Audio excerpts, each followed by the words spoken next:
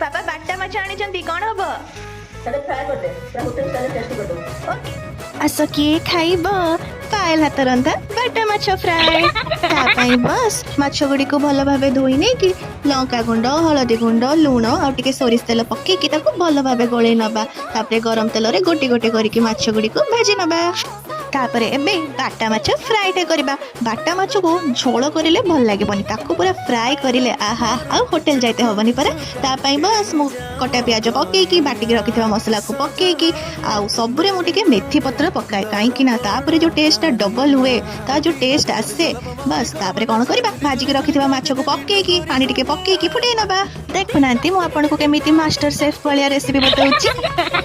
तापरे बस लास्ट धनिया पत्र पकई देकी रेडी हो गला हमर टेस्टी टेस्टी बाटा माछ फ्राई पापा बाटा माछ फ्राई केमति लागुची